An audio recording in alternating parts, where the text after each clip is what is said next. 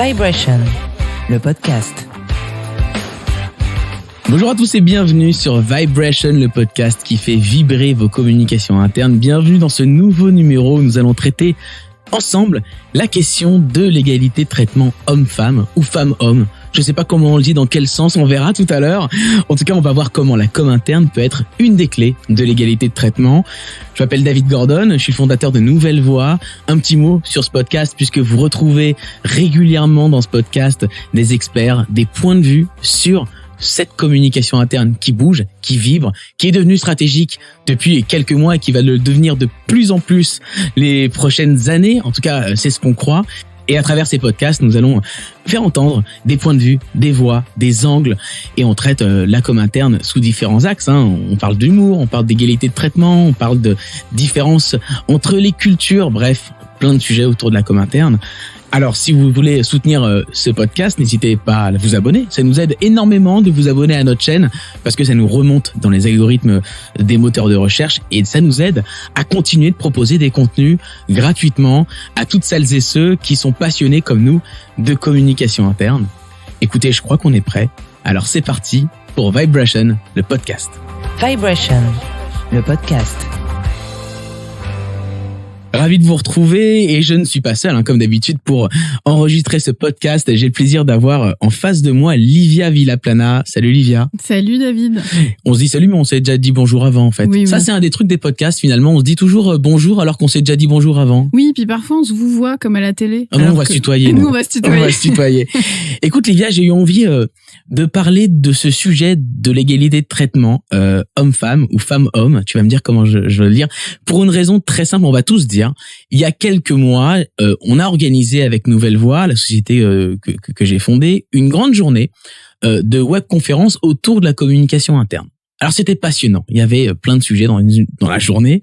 Et finalement, une fois que j'avais construit tout mon line-up d'invités, il y avait que des hommes. Et il y avait que des hommes. Et on me l'a reproché. Ma femme m'a fait la gueule, mes amis m'ont renié. Mais à un moment donné, c'était déjà lancé, c'était fait. Et je me suis dit, mince, il y a que des hommes. Là, je me suis dit, mais comment j'ai pu passer à côté de ça? Donc, c'est un peu un mea culpa que je fais en traitant ce sujet longuement avec toi. Et je suis ravi de t'interviewer et d'en débattre aussi parce que tu as un parcours incroyable, Livia. Tu es avocate. Oui. Ça, c'est une première chose. D'accord? C'est vrai. Et tu es en plus entrepreneuse de deux sociétés dont on va parler, Happy Skills et Coachello. On va en parler, on va en dire deux mots tout à l'heure. Tu es coach professionnel et tu es formatrice en soft skills. Tu as d'ailleurs créé une formation relation femme-homme. Qu'est-ce qui t'a donné l'envie de créer cette formation? Oui, c'est une bonne question. En fait, donc comme tu l'as dit, je suis avocate à la base et donc j'ai travaillé dans ce métier pendant 10 ans.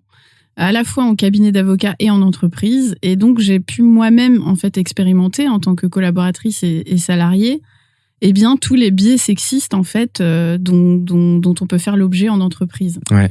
Et j'ai aussi recueilli beaucoup d'histoires de mes copines, de mes collègues, sur ces biais sexistes qu'on subit tous les jours, au quotidien, en entreprise. Et ce qui est terrible, c'est que beaucoup de femmes n'ont même pas conscience, en fait, de ces biais sexistes parce que c'est tellement ancré dans la société, dans nos inconscients collectifs, que parfois on les vit, on en souffre, mais on ne sait pas très bien mettre le doigt dessus et s'en rendre compte. C'est en nous, quoi. Exactement, c'est complètement ancré et il y a quelque chose qui me tient beaucoup à cœur, c'est le fait de dire que les femmes aussi reproduisent les biais sexistes.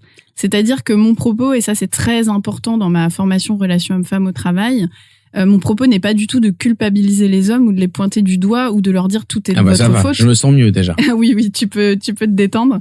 C'est vraiment de dire on est tous soumis en fait à un carcan un peu viriliste, j'appelle ça, et patriarcal, qu'on subit tous et toutes. Et ça, c'est tous et toutes. Tous et toutes. Bien sûr, parce que les hommes en sont victimes aussi. J'ai envie de te dire, lorsque je t'écoute, si les femmes elles-mêmes n'ont pas forcément conscience des biais sexistes qu'elles véhiculent, les hommes peut-être encore moins. Et donc, du coup, il est important de remettre un petit peu la chapelle au centre du village, comme on dit. Et donc, on va parler de ces sujets-là. C'est intéressant. Et aussi, on va aborder ce sujet sous l'angle de la com interne, parce que tu le sais, ce podcast traite de com interne. Et on se rend compte que la com interne est une des clés une des solutions, pas la seule, on va pas se raconter d'histoire, mais ça peut être une clé importante dans l'égalité de traitement femmes-hommes. On va parler de ça, on va vous donner des points de vue sur comment orienter ces communications écrites, orales, écriture inclusive. Est-ce qu'on dit femmes et hommes lorsqu'on parle des hommes et des femmes, ou est-ce qu'on dit homme-femme? On va parler de tout ça, on va vous donner des idées de contenu de communication, on va vous donner également quelques petites clés, on va parler de féminisme washing, voilà. Tous les sujets dont on va évoquer. Un petit mot sur les 2 sociétés que tu as créées avec tes associés. Happy Skills, dans un premier temps. Tu peux nous expliquer ce dont il s'agit? Oui, exactement. Alors, Happy Skills, c'est une société de formation aux soft skills, tu l'as dit, c'est-à-dire aux compétences relationnelles en entreprise. Donc, c'est assez général. Ça va de la prise de parole en public à la relation homme-femme au travail. Donc, c'est voilà, travailler toutes ces compétences qui ne sont pas des hard skills. Et donc effectivement, je l'ai cofondé avec 2 associés hommes, ce qui est intéressant en termes de justement relation homme-femme au travail et qui m'a nourri aussi pour créer cette relation. Et t'as eu l'air d'en souffrir avec eux. Alors je les connais, donc je sais que c'est pas les plus sexistes qui existent, mais bon, des fois peut-être que derrière quelqu'un qui est pas sexiste, peut-être qu'il peut avoir aussi des petites phrases, des petites choses. Ouais. Exactement, mais il y a effectivement mon rapport avec mes associés hommes, mais il y a aussi mon rapport à moi-même en tant que femme, ma vision de moi-même, les croyances limitantes que j'ai envers moi-même, parce que moi aussi je perpétue ça. Donc ça c'est intéressant aussi de mettre le doigt dessus. Donc ça c'est pour Happy Skills, et puis là récemment je suis cofondatrice aussi d'une société qui s'appelle Coachello et qui propose du coaching à la demande en entreprise via Slack notamment. D'accord. Et justement, on a très à cœur d'apporter le coaching pour soutenir les femmes dans des moments critiques comme par exemple le congé maternité ou le retour de congé maternité qui, on le sait, est une période cruciale pour une femme. Il y a beaucoup de chamboulements dans son corps, dans son psychologique. Et il y a beaucoup de culpabilité de quitter son bébé, de revenir au travail alors qu'on n'a pas été là pendant longtemps. On a peur qu'on nous pique notre place. On a ce syndrome de l'imposteur qui survient à ce moment-là. Donc c'est des moments où c'est très important d'être accompagné et le coaching est un outil super puissant pour ça. Donc voilà, on travaille sur ces problématiques avec Coachello. Par Slack, hyper intéressant. Ouais. Écoute, on va commencer cette émission de plein pied, on va rentrer vraiment dans le cœur du sujet avec la première partie, comment les communications orales, les communications écrites peuvent avoir un rôle dans l'égalité de traitement femmes-hommes lorsqu'on est dans la com interne. C'est parti. Vibration, le podcast.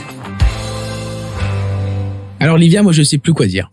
Je sais plus si je dis mesdames et messieurs, messieurs et mesdames. Je sais pas comment faut s'exprimer. Je marche un peu sur des œufs à chaque fois. Je présente beaucoup de podcasts et je dis celles et ceux. Voilà, bonjour à celles et ceux qui viennent de nous rejoindre sur ce podcast. Je le dis pour faire une place aux femmes et pour montrer que c'est important pour moi qu'elles soient sur la même échelle. Ouais. Mais est-ce que ça sert vraiment à quelque chose? Est-ce que vraiment on dit il a dit celles et ceux, les collaboratrices et les collaborateurs, est-ce que ça sert à quelque chose? C'est une très bonne question et d'abord je trouve ça intéressant ce que tu dis que tu as l'impression de marcher sur des œufs et de plus pouvoir peut-être t'exprimer spontanément. Je suis très très honnête. Alors là je suis vraiment sans filtre, hein. Je le dis parce que j'ai un peu peur de la réaction que peut avoir les auditeurs et les auditrices. Je le dis, c'est un réflexe maintenant. Bien sûr. Lorsque je dis bonjour à tous, bienvenue chers collaborateurs dans ce podcast. En fait, je me dis oh là là, j'ai pas envie de créer des problèmes en fait. Oui, et de froisser quelqu'un. Mais oui, oui. Et donc ce que tu dis est très intéressant parce que je pense que tu parles pour beaucoup de gens. Il y a beaucoup de gens et d'hommes notamment qui ont cette sensation en ce moment de plus pouvoir s'exprimer librement ou en tout cas spontanément sans réfléchir aux conséquences. Et alors, à la fois, je trouve que c'est intéressant cette réflexion sur le langage, parce que c'est vrai que le langage porte quelque chose, porte une philosophie. C'est intéressant, mais pour moi, c'est pas le nerf de la guerre. Et le propos, c'est pas d'avoir l'impression qu'on peut plus rien dire, qu'on peut plus s'exprimer spontanément, qu'au moindre mot de travers, on va nous tomber dessus parce que on est un homme oppresseur. Voilà. Oui, mais quand tu fais un contenu de communication interne, quelque part, on donne un exemple. C'est une culture. On véhicule une culture d'entreprise. Oui, certes, mais pour moi, alors ça peut pas faire de mal. C'est-à-dire que si on dit collaborateur, collaboratrice, c'est vrai que c'est plus inclusif. Ouais. Mais pour moi, c'est pas le nerf de la guerre. C'est-à-dire que si c'est plus important en fait de communiquer des choses de fond.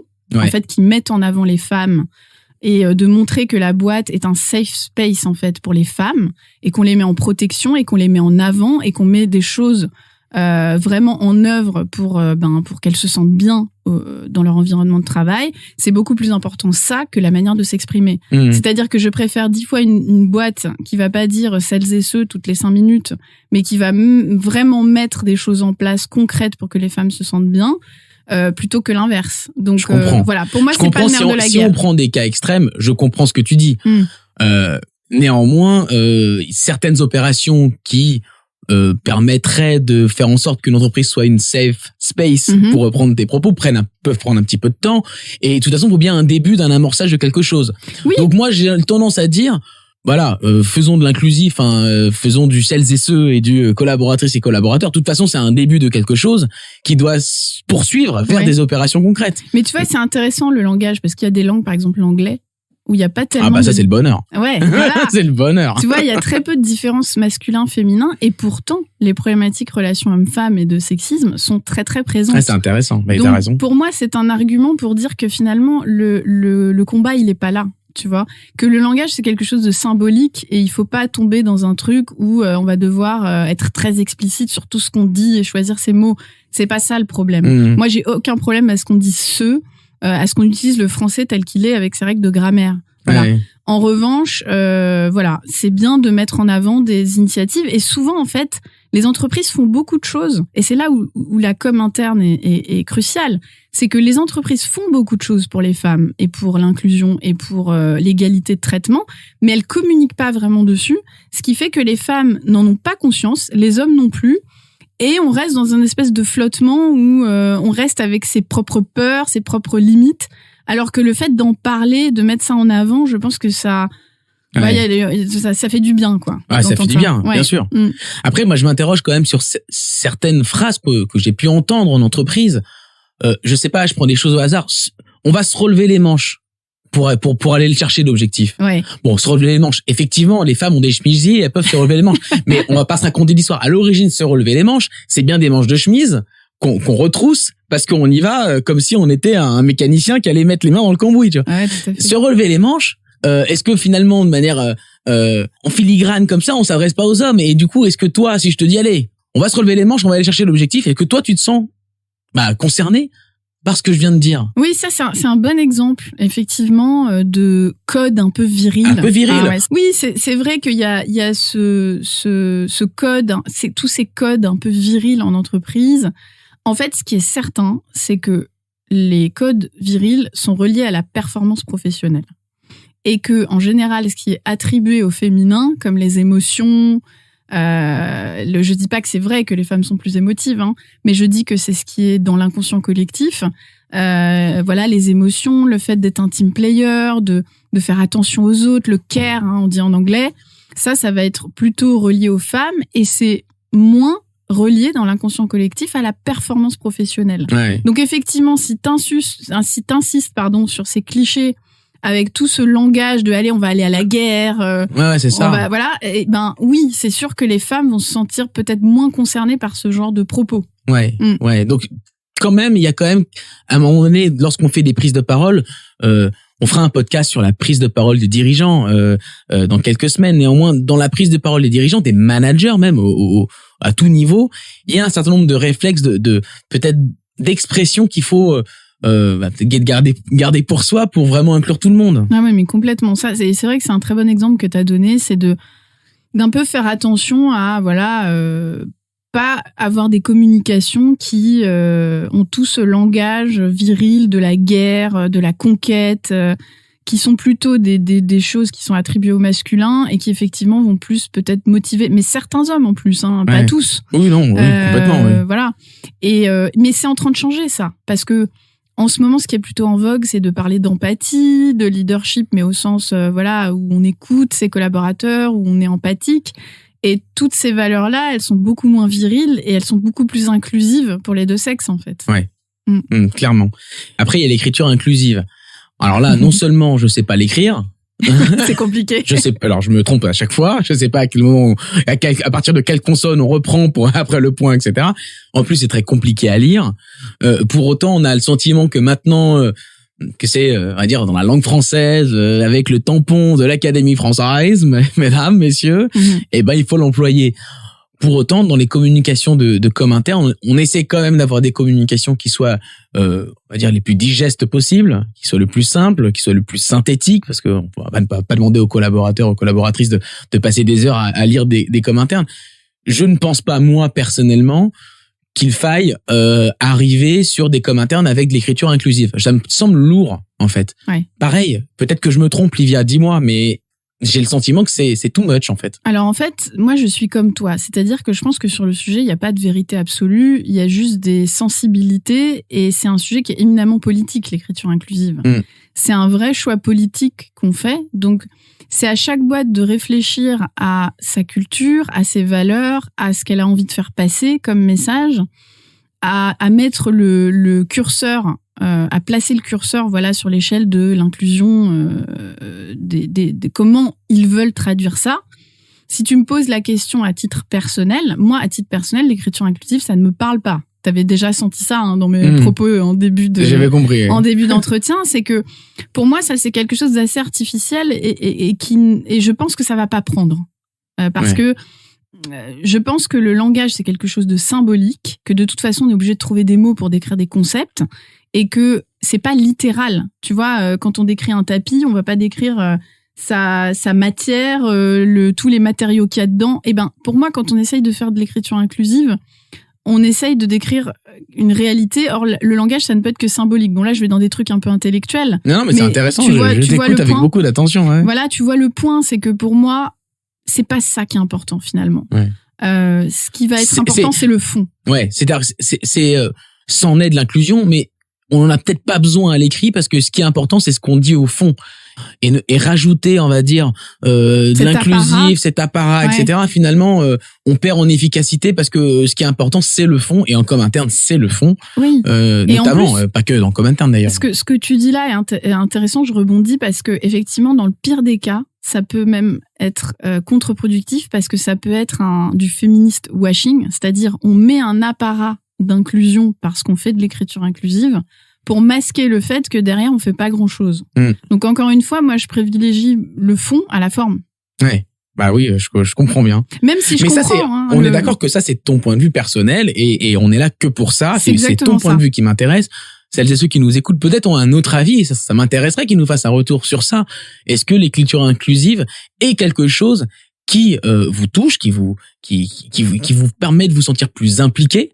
Ça m'intéresserait d'avoir vos retours parce que pour le coup voilà, Livia a un point de vue, moi j'en ai un, mais après mon point de vue on s'en fout un peu de toute façon non, on s'en fout pas. Mais là ça m'intéresserait que vous nous fassiez un retour sur ça et puis on pourra faire peut-être une version 2 du podcast avec tous les commentaires qu'on aura reçus.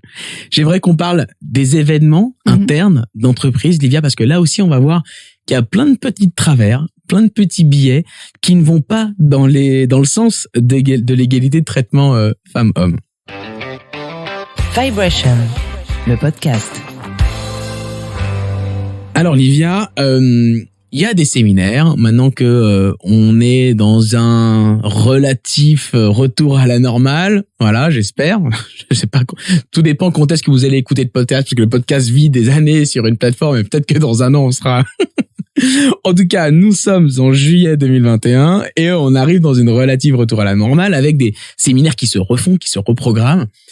Et j'ai le sentiment que là aussi, dans les événements d'entreprise, présentiels ou même distanciels, des events, il y a aussi des choses sur lesquelles il faut pas se tromper parce qu'il peut y avoir des choses très excluantes. Moi, j'organisais par exemple des événements internes en entreprise et moi je suis là pour avouer mes fautes là ici. Alors là c'est au confessionnal. Ah ouais, à un moment donné, j'ai fait un tournoi de foot, ouais. Je te le dis. C'est rigolo cette confession. Mais je m'en suis rendu compte de mon erreur.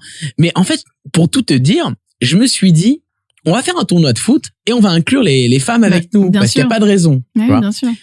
Sauf que finalement, je me suis fait avoir parce que le foot ne plaît pas à tout le monde et il y avait quelques collègues qui sont venus jouer avec nous, mais une immense majorité de nos collègues, de nos collaboratrices, ne sont pas venus jouer avec nous. Ouais. Et donc du coup, ça a eu un effet totalement inverse, c'est-à-dire que c'était considéré comme un truc hyper sexiste. Oui. L'activité, c'était du football, alors que moi, je me suis dit, au contraire, on va mixer les équipes. C'était ça dans mon idée, tu vois. Et bah, je me suis planté. Mais j'imagine que ça arrive souvent de se tromper dans des activités qui sont peut-être soit perçues comme trop masculines ou alors comme trop féminines. Je sais pas, dans l'autre sens peut-être aussi. Oui, c'est très intéressant ce que tu dis et que tu prennes l'exemple du match de foot qui était celui que j'allais donner On n'a pas échangé sur ça avant. Non, donc, pas du tout. on essaie de garder le maximum de spontanéité. Donc, Exactement, mais c'est vrai que quand tu pars en séminaire avec des hommes et des femmes, tu peux être tenté de faire un... Alors, toi, tu avais pensé inclure les femmes. Mais au pire, ça peut être match de foot où les hommes vont se retrouver et ah ouais, non. atelier manucure ou massage salsa, ou salsa ah ouais, non, pour les femmes. Voilà, ouais. Exactement. Donc déjà, effectivement, faire attention à, en fonction, encore une fois, de la culture de sa boîte, des valeurs qu'on a envie de transmettre, etc., faire attention aux activités, à créer des activités qui peuvent convenir aux deux, qui ne sont pas si, de manière cliché, un peu sexuée. Faut pas du tout sexuer le truc, quoi. Et faire des choses qui peuvent, au contraire, rassembler. Alors, je comprends ta démarche de te dire, et c'est souvent l'erreur qu'on fait, de se dire, tiens, je vais organiser une activité et je vais pas exclure les femmes. Évidemment, on va faire un match de foot, ça va être mixte, on va jouer tous ensemble, ça va être super sympa. Et dans l'idée, c'est clair que c'est intéressant, mais en réalité, à l'épreuve de la réalité et des siècles de différences hommes-femmes et du fait que voilà ça marche pas. Bah, ça marche j'en suis pas. bien rendu compte, bien sûr. C'est ça, parce que voilà, depuis tout petit, les hommes on les met au sport et puis les femmes on les met au dessin et à la danse, comme tu dis. Donc c'est difficile le temps d'un séminaire d'effacer tout ça. On peut pas. Donc comme on ne peut pas et on est pragmatique, et ben on cherche plutôt des activités qui vont inclure les deux. Ouais, Voilà. c'est ça. Donc peut-être des olympiades plus larges, le sport qui soit exactement. pas forcément sexué, je veux dire du. C'est ça. Par exemple, tu sais le sac la course en sac. La course en sac. Ça c'est pas un truc qui est sexué. Donc voilà, il y a plein de choses. Non mais il y a plein de choses. Effectivement, il peut y avoir des ateliers. Karaoké, Voilà. je sais pas moi, un blind. Un blind test, etc. Test, ouais, il y a plein. Effectivement, il y en a énormément de toute façon. Il y a énormément. Donc, effectivement, mais c'était la mauvaise idée, mais ça permettait aussi d'introduire ce point. Il y a énormément d'événements d'entreprise où on ne s'y prend pas forcément bien. Il y a une journée dans l'année, c'est la journée de la femme. Exactement. Alors, comment gérer la journée de la femme comme interne, Livia? Si tu ne la traites pas, quelque part, tu manques à tes obligations de valoriser une journée des femmes et c'est important. Mais si tu l'as faite, et bah du coup les mecs disent mais attends, il y a une journée de l'homme. Alors oui, c'est toute l'année pour vous. Bon, alors du coup c'est un truc sans fin, c'est horrible. Non mais c'est ça. Et alors là, tu prends un exemple que moi j'ai vécu à titre personnel, puisque quand je bossais dans l'assurance, pour la journée de la femme, on invitait toutes les femmes de la boîte à aller se faire masser dans des instituts Clarins, etc. Donc c'était super sympa, on crachait pas dans la soupe. Bah oui, tu prends, bien sûr. Tu prends, t'y vas, tu passes une super journée, mais ça provoquait deux choses. Premièrement, ça faisait prendre conscience aux femmes qu'il y avait une journée de la femme parce que effectivement tous les autres jours sont plutôt la journée de l'homme. C'était perçu par tout le monde comme ça?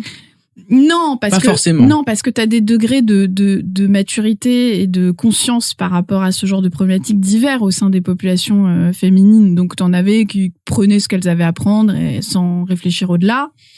Et il y en avait qui se disaient, moi, je préférerais pas avoir mon massage une fois par an et puis avoir un niveau de salaire équivalent à celui de mon collègue homme. Mais elles allaient au massage quand même. Mais elles allaient au massage quand même, bah oui. Je juge pas. On nous donne un truc, on prend. Pas de problème. Exactement. Oui, il y avait pas de militante au point de. Ouais, d'accord. Au point de refuser le cadeau. Ouais. Exactement. Moi y compris, mais à coup de pas. Mais pourquoi? Enfin, mais à coup de pas de rien du tout. Il y a pas de raison de refuser un cadeau qu'on te fait, en fait, finalement. C'est ça. Exactement. Et la deuxième réaction, c'était que les mecs, se disaient, oui, on est exclus de cet événement. Et ce qui est vrai. Et le reste de l'année, ils n'avaient pas non plus d'événement mecs. Ouais. Donc, encore une fois, ça partait d'un bon sentiment. Mais finalement, c'était peut-être une manière un peu dépassée de voir les choses. Okay. Parce que les femmes au sein de l'entreprise auraient préféré qu'il y ait des initiatives pour les promouvoir, pour leur donner des bonus équivalents et des salaires équivalents. Je comprends tout à fait que c'est une belle complexité à gérer cette journée. Et oui. Et on n'a pas forcément une solution. Est-ce que t'as une bonne pratique à partager sur ça? Non, moi je dirais que ce jour-là, ce qui serait intéressant, ce serait de faire un bilan. Par exemple, la com a un rôle à jouer là-dessus.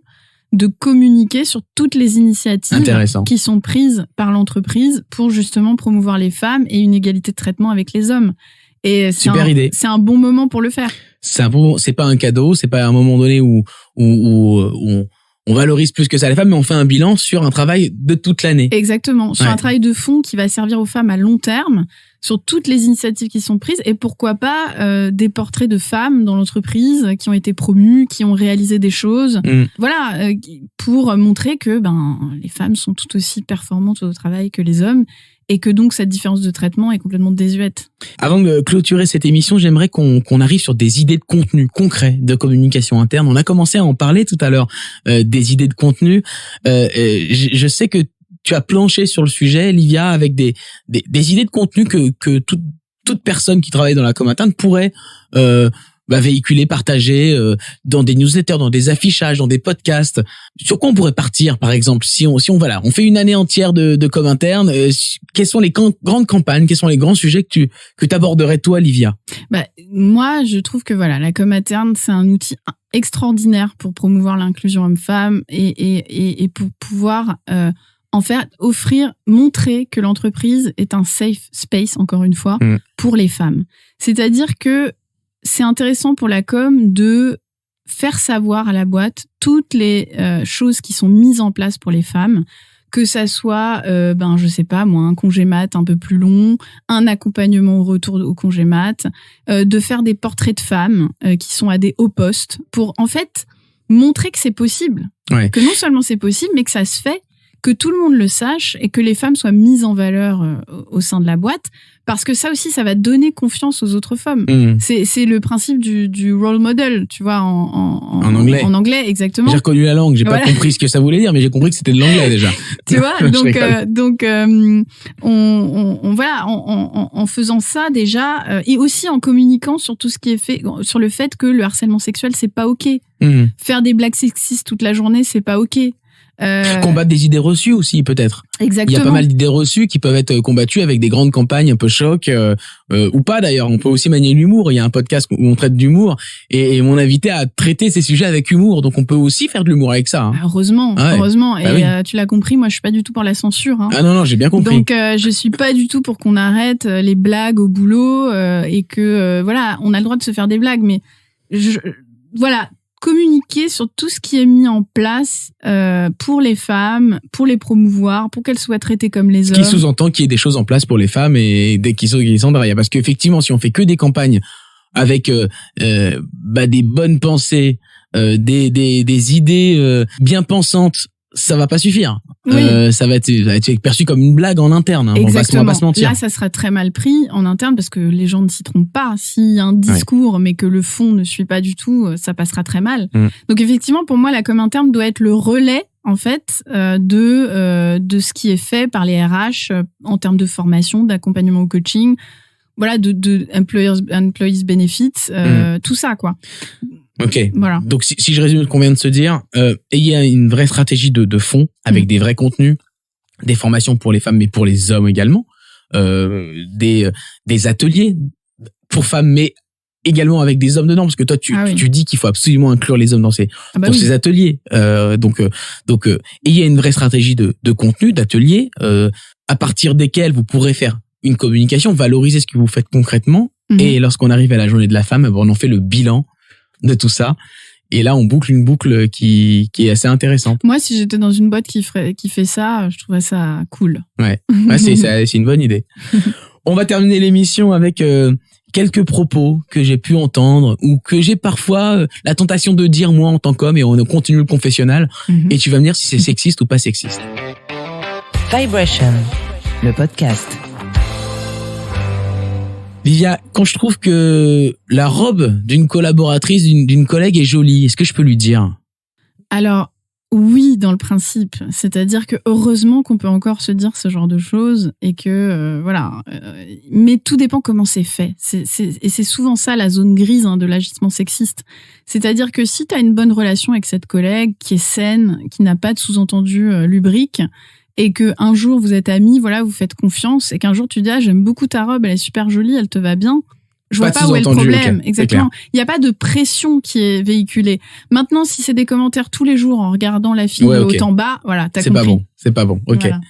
Voilà. Si par exemple je suis dans un open space avec mixte, mais que je crie dans l'open space, les gars, on va voir le foot ce soir avec une bière qui est chaud.